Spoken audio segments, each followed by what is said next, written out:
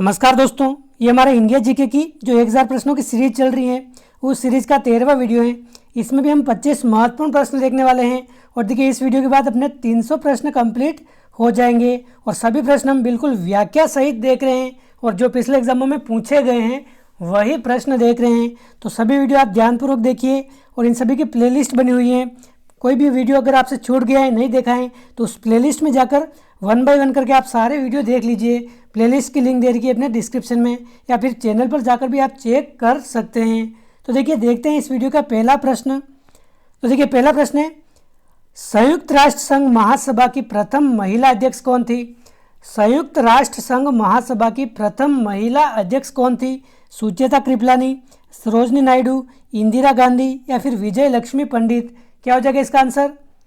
तो देखिए इसका आंसर हो जाएगा विजय लक्ष्मी पंडित। ये अपने संयुक्त राष्ट्र संघ महासभा की प्रथम महिला अध्यक्ष थी, विजय लक्ष्मी पंडित। और देखिए पिछले वीडियो में हमने देखा था सुचेता कृपलानी, ये कौन थी? भारत की प्रथम महिला मुख्यमंत्री। भारत की प्रथम महिला मुख्यमंत्री अगर पूछ ले तो ये कौन थी? सुचेता कृपलानी। ये कहाँ की मुख्यमंत्री थी? ये अपने यूपी या फिर भारत के किसी भी राज्य की प्रथम महिला मुख्यमंत्री थी, तो ये अपने सुचेता कृपलानी थी। सरोजनी नायडू कौन थी? भारतीय राष्ट्रीय कांग्रेस की प्रथम भारतीय महिला अध्यक्ष, ये कौन थी? सरोजनी नायडू। इंदिरा गांधी, ये भारत की प्रथम महिला प्रधानमंत्री थी। और विजय लक्ष्मी पंडित, इसका आंसर हो जाएगा संयुक्त राष्ट्र संघ महासभा की प्रथम महिला अध्यक्ष। प्रश्न 2 है, चिश्ती संप्रदाय या सिलसिले के प्रवर्तक कौन थे? तो देखिए चिश्ती संप्रदाय के प्रवर्तक अपने कौन है? Khwaja Moinuddin Chishti, option first. और देखिए ख्वाजा मोइनुद्दीन चिश्ती की दरगाह कहाँ है? अपने अजमेर में है, अजमेर में। तो आप ध्यान रखें चिश्ती संप्रदाय के प्रवर्तक माने जाते हैं ख्वाजा मोइनुद्दीन चिश्ती। अगला प्रश्न है, वायुमंडल में जिस ओजोन छिद्र का पता चला है वह कहाँ है? तो देखिए वायुमंडल में वैज्ञानिकों ने एक ओजोन छिद्र की खोज की है 1982 में। 1982 में ओजोन छिद्र का पता चला है, वह कहाँ है? तो देखिए अंटार्कटिका के ऊपर स्थित है। अंटार्कटिका के ऊपर 1982 में वैज्ञानिकों ने ओजोन छिद्र का पता लगाया है, ऑप्शन बी। अगला प्रश्न है, निम्न में से किसने गदर पार्टी की स्थापना की थी? तो देखिए गदर पार्टी के संस्थापक कौन है? लाला हरदयाल, ऑप्शन डी। लाला हरदयाल ने 1913 में सैन फ्रांसिस्को अमेरिका में गदर पार्टी की स्थापना की है, ऑप्शन डी। अगला प्रश्न है, लोपा मुद्रा का संबंध किस काल से है? वैदिक काल, गुप्त काल, मौर्य काल या हर्षवर्धन काल? तो देखिए लोपा मुद्रा का काल कौन सा है? वैदिक काल, ऑप्शन फर्स्ट। और देखिए लोपा मुद्रा क्या है? लोपा मुद्रा प्राचीन भारत की एक प्रसिद्ध नारी जो दार्शनिक भी थी, विद्वान थी, विदुषी थी और एक दार्शनिक थी। और इनके पति का नाम क्या था? महर्षि अगस्त्य। महर्षि अगस्त्य की पत्नी थी ये, अपने प्राचीन भारत की एक दार्शनिक और विदुषी थी, ऑप्शन फर्स्ट हो जाएगा। वैदिक काल से संबंधित अपने लोपा मुद्रा। अगला प्रश्न है, प्रथम बौद्ध संगीति का आयोजन कहाँ हुआ था? देखिए काफ़ी महत्वपूर्ण प्रश्न है। प्रथम, द्वितीय, तृतीय, चतुर्थ, कोई सी भी बौद्ध संगीति आपको पूछ सकता है एग्जाम में। तो देखिए प्रथम बौद्ध संगीति का आयोजन कहाँ हुआ था? राजगृह में हुआ था, ऑप्शन सी। अजात शत्रु के काल में राजगृह में प्रथम बौद्ध संगीति का आयोजन हुआ था और इसका अध्यक्षता किसने की थी? महाकश्यप इसकी अध्यक्षता करते हैं। और देखिए प्रथम बौद्ध संगीति तो अपने राजगृह में हो गई। और उसके अलावा द्वितीय बौद्ध संगीति अगर पूछे, द्वितीय बौद्ध संगीति का आयोजन कहाँ हुआ था? ये अपने वैशाली में द्वितीय बौद्ध संगीति का आयोजन होता है। तृतीय बौद्ध संगीति अगर पूछ ले तो ये अपने पाटलिपुत्र में है। और चतुर्थ बौद्ध संगीति अगर पूछ ले तो कुंडलवन कश्मीर में चतुर्थ बौद्ध संगीति का आयोजन हुआ है। और प्रथम बौद्ध संगीति अपने हो जाएगा राजगृह। तो ऐसे भी बात आप ध्यान रखें, बार बार ये पूछे जाते हैं। अगला महत्वपूर्ण प्रश्न है, किसके शासनकाल के दौरान अजंता की गुफाएं निर्मित की गई? गुप्त, कुषाण, मौर्य या चालुक्य? तो देखिए अजंता की गुफाएं किसके शासनकाल के दौरान निर्मित की गई? ये अपने हो जाएगा गुप्त शासनकाल के दौरान, गुप्त वंश के दौरान अपने अजंता की गुफाएं निर्मित की गई। और देखिए अजंता की गुफाएं वर्तमान संदर्भ में अगर पूछे तो कहाँ है? महाराष्ट्र। महाराष्ट्र का जो औरंगाबाद जिला है, औरंगाबाद जिले के पास में स्थित है ये अजंता की गुफाएं, तो आप ध्यान रखिए। अगला प्रश्न है, किस प्रसिद्ध शासक को शिलालेखों का जनक कहा जाता है? तो देखिए शिलालेखों का जनक ये अपने अशोक को कहा जाता है। अशोक के काल के काफ़ी शिलालेख मिले हैं, तो शिलालेखों का जनक अपने अशोक हो जाएगा, ऑप्शन सी। अगला प्रश्न है, मनसबदारी प्रणाली किसने प्रारंभ की थी? तो देखिए मनसबदारी प्रणाली को प्रारंभ करने वाला कौन है? अकबर, शाहजहां, जहांगीर या बाबर? तो ये इसका आंसर क्या हो जाएगा? Akbar, option first. और देखिए मनसबदारी प्रणाली क्या है? ये एक योग्यता मापने का पैमाना है, योग्यता निर्धारित करने का पैमाना है। तो अपने ऑप्शन फर्स्ट हो जाएगा, अकबर के काल में मनसबदारी प्रणाली शुरू हुई थी। अगला प्रश्न है, भारत के किस मुख्य न्यायाधीश ने जनहित याचिका की अवधारणा की शुरुआत की थी? तो देखिए इससे कौन से मुख्य न्यायाधीश हैं जिन्होंने जनहित याचिका यानी कि PIL इसकी शुरुआत की थी? तो देखिए ये अपने करने वाले हैं PN भगवती, ऑप्शन फर्स्ट।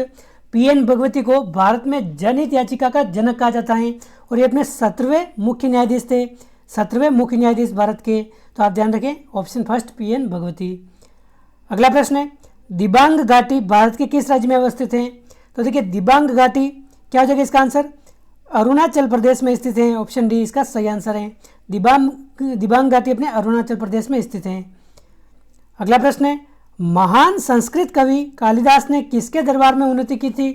तो देखिए कालिदास अपने किसके दरबार के नवरत्न थे? ये अपने थे विक्रमादित्य या फिर चंद्रगुप्त सेकंड, ऑप्शन थर्ड। इसको विक्रमादित्य के नाम से भी जानते हैं। कालिदास विक्रमादित्य के दरबार में थे ये। और देखिए कालिदास की काफ़ी सारी रचनाएं पूछी जाती हैं। कौन कौन सी रचनाएं? रघुवंशम हो गया, कुमार संभवम हो गया, इसके अलावा हो गया अपने मेघदूत, ऋतु संहार, अभिज्ञान शाकुंतलम, ये इसका नाटक है। तो आप ध्यान रखें, इतनी सारी रचनाएं किनकी है? कालिदास की हैं। तो ये सभी आपको ध्यान रखनी है, बार बार पूछी जाती हैं। प्रश्न 13 है, नासिक किस नदी के किनारे स्थित है? गोदावरी, गंगा, यमुना या ताप्ती? तो देखिए नासिक अपने महाराष्ट्र का एक जिला है। ये अपने गोदावरी नदी के किनारे स्थित है, ऑप्शन फर्स्ट। और देखिए गोदावरी नदी का उद्गम भी कहाँ से होता है? नासिक से निकलती हैं। महाराष्ट्र का जो जिला है नासिक, यहाँ से निकलती हैं त्रयंबक पहाड़ियों से। तो अपना ऑप्शन हो जाएगा फर्स्ट, गोदावरी। अगला प्रश्न है, डीजल इंजन का आविष्कार किसने किया था? तो देखिए डीजल इंजन का आविष्कारक कौन है? Rudolf, option B. देखिए एक प्रश्न हमने पहले देखा था इसी सीरीज में कि अपने भाप इंजन का आविष्कार किसने किया था? ये हमने पहले देख लिया था। आप सभी को ये कमेंट करके बताना है आंसर। अगर आपने सभी वीडियो ध्यानपूर्वक देखे हैं तो आपको आंसर आराम से आता होगा। भाप इंजन के आविष्कारक कौन है ये आपको कमेंट करके बताना है। और डीजल इंजन का आविष्कार करने वाले कौन है? Rudolf, option B. अगला प्रश्न है, सत्य शोधन समाज के संस्थापक कौन है? तो देखिए सत्य शोधन समाज के संस्थापक कौन है? Jyotiba Phule, option D. ज्योतिबा फुले ने सत्य शोधन समाज के स्थापना की है। कब की है? 1873 में पुणे में इसकी स्थापना की है सत्य शोधन समाज की ज्योतिबा फुले ने। तो आप ध्यान रखें। प्रश्न 16 है, पेस मेकर का उपयोग निम्न में से किसे नापने के लिए किया जाता है? वायुदाब, तापमान, धड़कन या ऊर्जा? तो देखिए पेस मेकर का उपयोग ये अपने धड़कन को नापने के लिए किया जाता है, ऑप्शन सी हो जाएगा अपने एकदम सही आंसर। धड़कन को नियंत्रित करने के लिए अपने पेस मेकर का उपयोग किया जाता है। अगला प्रश्न है, किस मुगल शासक ने अमृतसर के स्वर्ण मंदिर के निर्माण के लिए जमीन दी थी? शाहजहां, जहांगीर, अकबर या बाबर? तो देखिए क्या हो जाएगा इसका आंसर? अमृतसर का स्वर्ण मंदिर, इसके निर्माण के लिए जमीन किसने दी थी? अकबर ने, ऑप्शन सी हो जाएगा अपने सही आंसर, अकबर। अगला प्रश्न है, किस मुगल बादशाह ने राजा राम मोहन राय को इंग्लैंड भेजा था? तो देखिए राजा राम मोहन राय को इंग्लैंड भेजने वाला शासक कौन सा है? अकबर सेकंड, ऑप्शन ए हो जाएगा अपने सही आंसर। देखिए राम मोहन राय एक राजा नहीं थे, राजा केवल इनकी उपाधि थी। ये उपाधि किसने दी थी? अकबर सेकंड ने दी थी राजा राम मोहन राय को। और देखिए इंग्लैंड कब भेजा था इनको? ये 1830 में भेजा था। 1830 में अकबर का दूध बनाकर भेजा था। तो आप ध्यान रखें, अकबर सेकंड। अगला प्रश्न है, बनारस हिंदू विश्वविद्यालय की स्थापना किसने की? तो देखिए बनारस हिंदू विश्वविद्यालय की स्थापना करने वाले कौन है? ये अपने पंडित मदन मोहन मालवीय, ऑप्शन फर्स्ट हो जाएगा अपने सही आंसर, पंडित मदन मोहन मालवीय। अगला प्रश्न है, नीलगिरी पर्वत भारत के कौन से राज्य में अवस्थित है? कर्नाटक, उड़ीसा, आंध्र प्रदेश या महाराष्ट्र? तो देखिए क्या हो जाएगा इसका आंसर? नीलगिरी पर्वत भारत के कौन से राज्य में अवस्थित है? तो देखिए अपने कर्नाटक हो जाए, कर्नाटक है। तमिलनाडु हैं, केरल हैं, इन राज्यों में अवस्थित हैं। तो इसमें तमिलनाडु केरल ऑप्शन में नहीं दे रखा है, तो अपने कर्नाटक इसका हो जाएगा एकदम करेक्ट आंसर। कर्नाटक, तमिलनाडु, केरल इन सभी राज्यों में अवस्थित है अपने नीलगिरी पर्वत। अगला प्रश्न है, भारतीय मूर्तिकला की गांधार शैली किससे संबंधित है? तो देखिए गांधार शैली किससे संबंधित है? भारतीय और फारसी, भारतीय और तुर्की, भारतीय व ईरानी, भारतीय व यूनानी। क्या हो जाएगा इसका आंसर? भारतीय व ग्रीक यानी कि यूनानी, ऑप्शन डी। भारतीय व यूनानी, ऑप्शन डी हो जाएगा अपने सही आंसर। प्रश्न 22 है, ध्वनि की तीव्रता के मापक को क्या कहते हैं? तो देखिए ध्वनि की तीव्रता के मापक को क्या कहते हैं?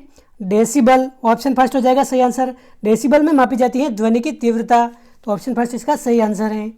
अगला प्रश्न है, श्री हरिकोटा स्थान किस लिए प्रसिद्ध है?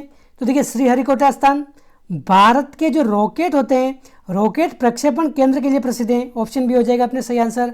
भारत के रॉकेट प्रक्षेपण केंद्र के लिए प्रसिद्ध है श्री हरिकोटा, और अपने ये आंध्र प्रदेश में स्थित हैं। आंध्र प्रदेश, हरिकोटा यहाँ पर स्थित है, आंध्र प्रदेश के नेल्लोर जिले में। अगला प्रश्न है, केंद्रक व कोशिका के खोजकर्ता क्रमशः कौन है? तो देखिए कोशिका के केंद्रक और कोशिका के खोजकर्ता कौन है? तो देखिए केंद्रक की खोज करने वाले कौन है? Robert Brown, option C. और कोशिका की खोज किसने की थी? रॉबर्ट हुक ने। तो इसका आंसर क्या हो जाएगा? ऑप्शन सी इसका करेक्ट आंसर है, रॉबर्ट ब्राउन और रॉबर्ट हुक, ऑप्शन सी। अगला प्रश्न है, टैगोर ने नाइटहुड की उपाधि किस घटना के विरोध में वापस की थी? तो देखिए टैगोर ने नाइटहुड की उपाधि किस घटना के विरोध में वापस की थी? जलियांवाला बाग हत्याकांड के घटना के विरोध में। देखिए सबसे पहले तो आपको ध्यान रखना है, नाइटहुड किसकी उपाधि है? रविंद्रनाथ टैगोर की उपाधि है नाइटहुड, तो आप ध्यान रखें। और जब जलियांवाला बाग हत्याकांड होता है 13 अप्रैल 1919, इस दिन जब जलियांवाला बाग हत्याकांड होता है, तो इस घटना के विरोध में रविंद्रनाथ टैगोर नाइटहुड की उपाधि अंग्रेजों को वापस कर देते हैं। तो आप ध्यान रखें, ऑप्शन सी जलियांवाला बाग हत्याकांड। तो दोस्तों ये थे इस वीडियो के 25 महत्वपूर्ण प्रश्न। इस तरह से हमने 12 वीडियो कंप्लीट देख लिए हैं, और 12 वीडियो में 300 महत्वपूर्ण प्रश्न हमने कंप्लीट देख लिए हैं। अब तक 1000 महत्वपूर्ण प्रश्नों में से 300 प्रश्न अपने कंप्लीट हो गए हैं, और बिल्कुल व्याख्या सहित हमने ये प्रश्न देखे हैं। उम्मीद है आपको ये वीडियो पसंद आ रहे होंगे। तो वीडियो अच्छा लगा है तो लाइक कीजिए, चैनल पर पहली बार आए तो सब्सक्राइब कीजिए, और अपने दोस्तों के साथ भी शेयर ज़रूर कीजिए। मिलते हैं अगले पार्ट में। जय हिंद, जय भारत।